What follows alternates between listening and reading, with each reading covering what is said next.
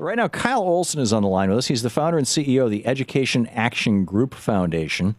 The website, Kyle Olson, KyleOlson.org. Kyle, welcome to the program.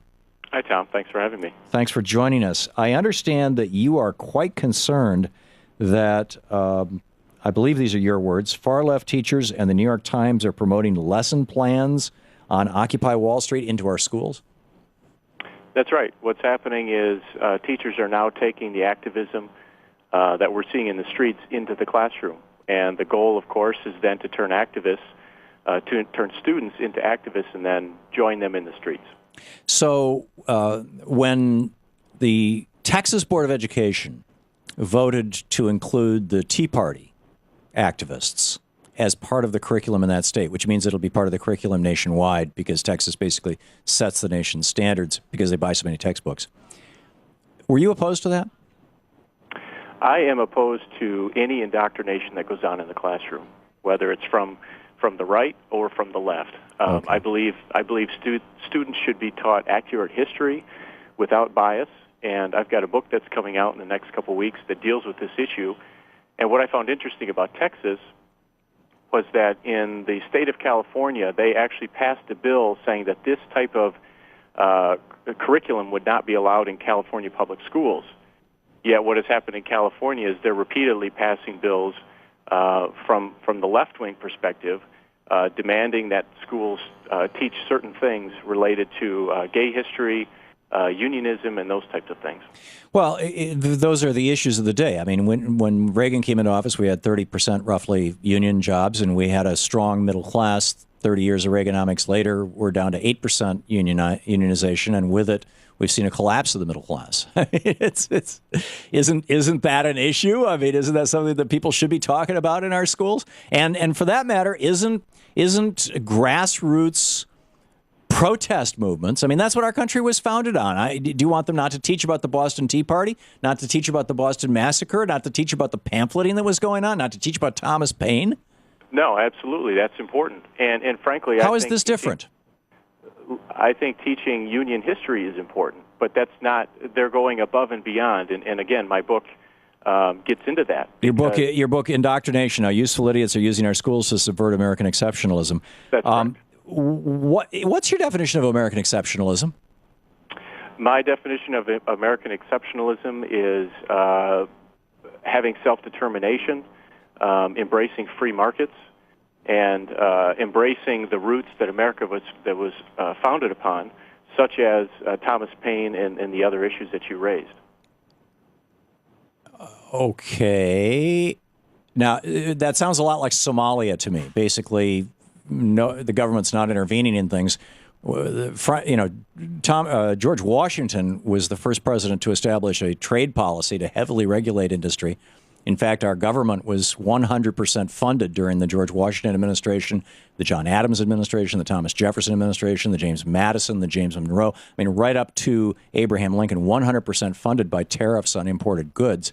Our government was heavily involved in the so-called free market. You think all those guys were wrong? No, I don't think all those guys were wrong. And obviously government has a proper place. But you take the Occupy Wall Street movement, for example, and they're not just talking about reforming Wall Street. They're talking about a fundamental transformation of the American economy. And we're seeing that now. It doesn't bother you that the top 1% take 40% of all the wages in the United States? I think if it's done fairly. How is that fair? How is that? If it's done legally, I should say. I don't have. Well, what's legal today would have been illegal in 1999 before Phil Gramm did away with Glass-Steagall and passed Gramm-Leach-Bliley, which and the Commodity Futures Modernization Act, which allowed these guys to create out of thin air $700 trillion worth of phony baloney commodities and sell them and suck all his money off the top. I mean, legal doesn't mean right, does it? I believe that if it's done legally, then it is right. So if you can buy enough legislators and get them to pass a law to make it legal, and then you profit fabulously over that, that's the American way in your mind? No, that's not the American way. That's crony capitalism, and that is whether it's from the right or from the left, that is putting government in a position that will benefit you, and I don't think that should happen. So where is the crony capitalism on the left? Solyndra, I think, would be crony capitalism. That was a program that for 2 years was pushed by the Bush administration.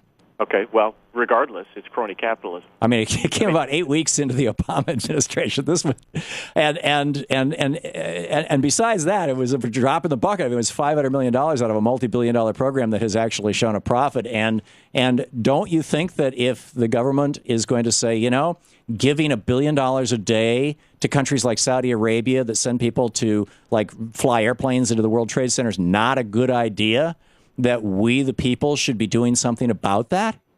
I have no problem with that. And part of that should be becoming energy independent, which means promoting solar energy in this country? And that sometimes you're going to have failures? Or are you opposed to all failures? Nobody should ever take a chance. No, to me, that's the American way, is taking risk and failing. Well, that's what happened when the Bush administration promoted Solyndra. They said, let's try this solar thing, and actually it was one of hundreds of them, and only one of them failed, and that was Solyndra. This is something that Darrell Issa has been pumping up to try and get some political mileage on the Obama administration, and it's turned into a joke. I mean, it's making Darrell Issa into a laughingstock. Let's get back to American exceptionalism. I always thought, and what I was taught in school, back in the day when we actually taught civics, was that what was exceptional about America was that we were the first nation in the modern history of the world, and arguably, in the 7,000-year modern history of the world, where your ability to be a citizen of the nation did not depend on your genetics. That was what was exceptional about America, that this country was based on an idea rather than genetics. That if you were a Dane, it's because your ancestors were Danish. If you were a Swede, it's because your ancestors were Swedish. If you were a German, it's because your ancestors were German. If you were an American, it's because you adopted the ideals of the Enlightenment, from John Locke to Jean-Jacques Rousseau to Thomas Jefferson. That's what makes America exceptional. What am I missing? I think that's exactly right.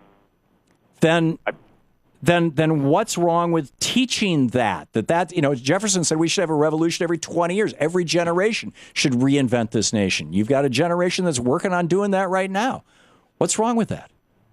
I think the question is what America would be turned into. And Occupy Wall Street has been in the news. We're talking about that again today. And what is being talked about there is a fundamental transformation away from free markets. No, it's away from the 1% owning everything. No, it's away from the free markets. If you go out into the crowds and you talk to people, that's not what Kyle, hang on just a second. This machine's going to step on us. This is the Thom Hartmann Program. Kyle Olson, KyleOlson.org. You can read all about it. Kyle, thanks for being with us today. Thanks.